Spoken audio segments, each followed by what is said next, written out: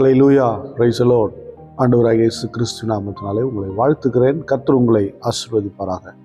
இன்றைய நாள் மெய்ப்பனின் சத்தம் யாத்ராமத்தின் புஸ்தகம் 25ஆம் அதிகாரம் 30ஆம் வசனத்தை நான் வாசிக்கிறேன்.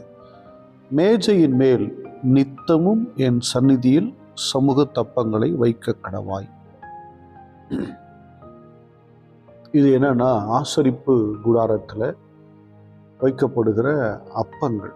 என்ன அப்பமா? சமூகத்து அப்பங்கள். என்ன அப்பம்? சமூகத்து அப்பங்கள் அப்படின்னு சொல்லி வைக்க சொல்றாரு. தினமும் கொண்டு வந்து வைக்கணுமா?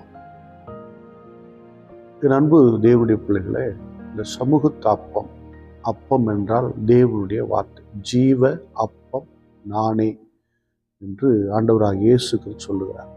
இந்த வேத வசனம்தான் ஒரு ஆவிக்குரிய மனிதனுக்கு அப்பமா இருக்கிறது.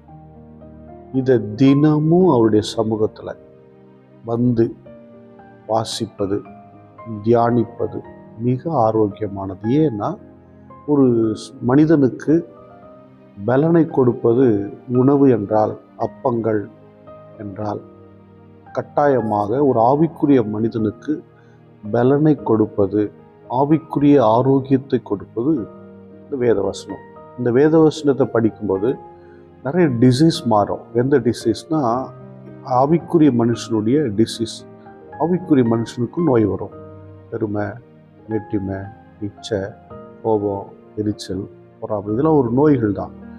இதை வசனத்தை படிக்கும்போது இந்த சுபாவங்கள் எல்லாம் மாறும். பார்த்திங்கன்னா, அதுதான் டிசீஸ் சேஞ்சர். அந்த அந்த இந்த நோய்கள் எல்லாம் மாறுகிறது.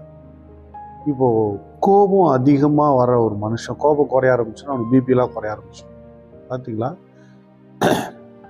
இந்த அப்பங்கள் வாழ்க்கையில் நிறைய மாற்றத்தை கொடுக்கக்கூடியது.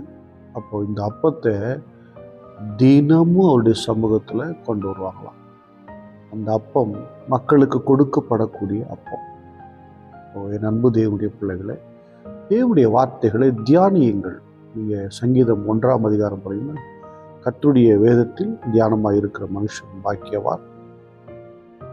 இரவும் பகலும் இல்லை, அவன் நீர்க்காலில் ஓரமாய் நடப்பட்டு தன் காலத்தில் தன் கனியை தந்து இலையுதிராதிருக்கிற மரத்தை போல் இருக்கிறான். அவன் செய்வது எல்லாம் வாய்க்கும். அன்பு தேவனுடைய பிள்ளைகளை, வேத வசனத்தை நீங்கள் வாசிக்கும் பொழுது, தியானிக்கும் போது, நீங்கள் கையிட்டு செய்கிற அத்தனையும் தேவன் ஆசீர்வதிக்கிறார். நித்தமும் அந்த அப்பத்துக்கு என்ன பேர் வச்சிட்டாருன்னா, சமூகத்து அப்பம். ஏன் சமூகத்து அப்பம் அப்படின்னா, அப்பம் வீட்டில் இருந்தால் அது சாதாரண அப்பம். தேவனுடைய பிரசன்னத்துக்குள்ளே வந்துச்சுன்னா அந்த அப்பம் தேவ சமூகத்து அப்பம்.